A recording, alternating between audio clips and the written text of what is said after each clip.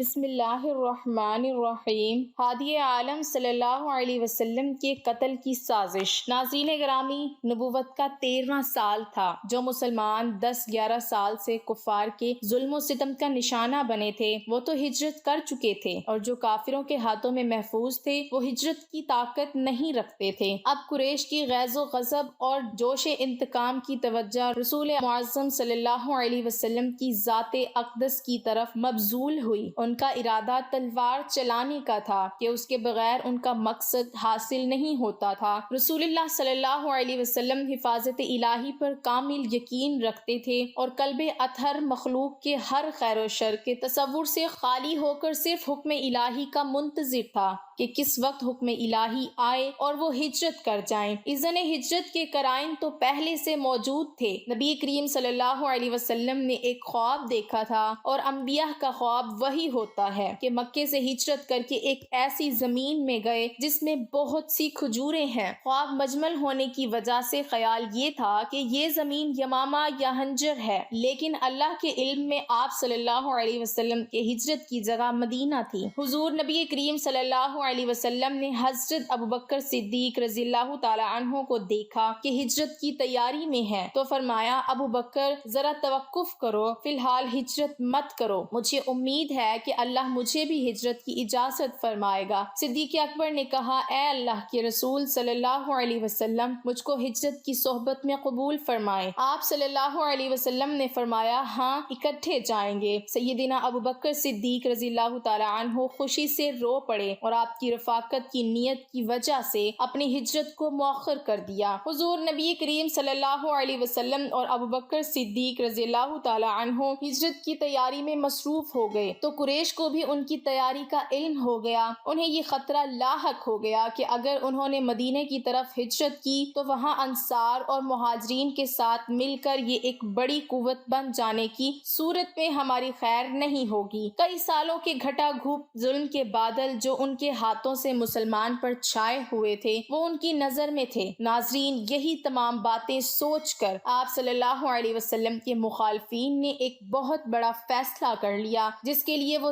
دارندو یعنی اپنے parliament house میں جمع ہوئے۔ یہ وہ مقام تھا جس میں قصہ کے زمانے میں اہم امور کے متعلق مشورے ہوتے یا لڑائی جھگڑوں کے فیصلے کیے جاتے تھے۔ اب حضور نبی کریم صلی اللہ علیہ وسلم کے متعلق مشورہ شروع ہوا۔ ایک نے کہا، اس شخص کا معاملہ تم سے مخفی نہیں ہے اور ہمیں یہ خطرہ ہے کہ یہ اپنے معتقوں کے ساتھ مل کر ہم پر حملہ کرے گا، لہٰذا اس کے متعلق کوئی تجویز سوچو۔ ناظرین، ان میں سے ایک شخص کہنے لگا کہ اس کے پاؤں میں لوہے کی زنجیر ڈال کر ایک کمرے میں بند کر دو، پھر انتظار کرو کہ یہ بھی آخر اپنے جیسے شاعروں زبیر اور نابغہ وغیرہ کی موت مر جائے گا۔ یہ سن کر نجدی بوڑھے نے کہا، یہ رائے ٹھیک نہیں، کیونکہ اگر تم نے اس طرح کیا تو اس کے ساتھی اس حال سے واقف ہو کر تم پر یکدم حملہ کر دیں گے اور اسے تمہارے ہاتھوں سے چھڑا لیں گے، پھر اسے لے کر تمہارا مقابلہ کریں گے اور تمہیں عاجز منائیں گے، لہٰذا کوئی اور تجویز پیش کرو۔ پھر ایک اور شخص نے کہا، کیوں نہ اسے جلا وطن کر دیں کہ ہم سے نکل جائیں، پھر جہاں جائے اور جس کے پاس جائے ہمیں پرواہ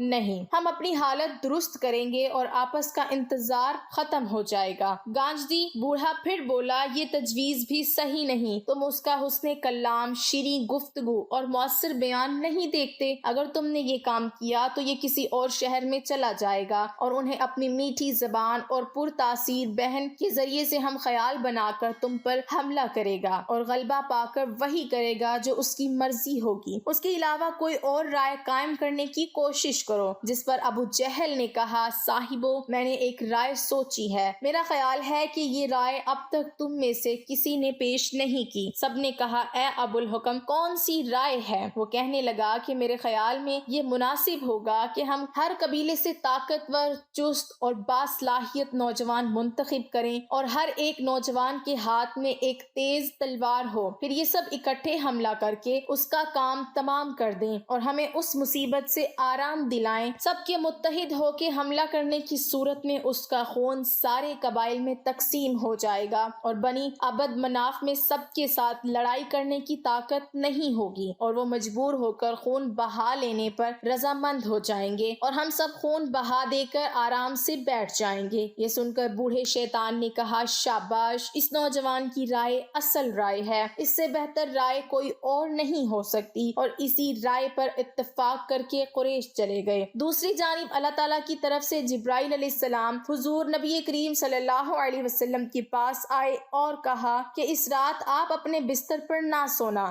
جب رات کا اندھیرا چھا گیا تو کافر آپ صلی اللہ علیہ وسلم کے دروازے پر جمع ہو کر انتظار کر رہے تھے کہ حالت نیند پر آپ صلی اللہ علیہ وسلم پر حملہ کریں۔ اس نازک صورتحال میں رسول اللہ صلی اللہ علیہ وسلم نے سیدنا علی رضی اللہ تعالیٰ عنہ کو بلا کر فرمایا تم میرے بستر پر سو جاؤ، اور میری یہ چادر جس میں حضور نبی کریم صلی اللہ علیہ وسلم لیٹتے تھے اس کی طرف اشارہ فرمایا کہ اپنے اوپر ڈال کر آرام کرو، اور یہ تسلی دی کہ تمہیں کفار کی طرف سے کوئی تکلیف نہیں پہنچے گی۔ پھر نبی کریم صلی اللہ علیہ وسلم لوگوں کی امانتیں جو آپ کے پاس تھیں علی رضی اللہ تعالیٰ عنہ کے سپرد کر کے وہاں سے نکل کھڑے ہوئے۔ ادھر قریش جن میں ابو جہل لائن بھی شامل تھا سب آپس میں شرآمیز باتیں کر رہے تھے۔ ناظرین، نبی کریم صلی اللہ علیہ وسلم کے تشریف لے جانے کے بعد کسی نے باہر سے آ کر پوچھا تم یہاں کیا کر رہے ہو؟ انہوں نے کہا محمد کا انتظار۔ اس شخص نے کہا اے بد نصیبو، اللہ کی قسم محمد تو تمہارے سروں پر مٹی ڈال کر چلا گیا۔ بس اس کے بعد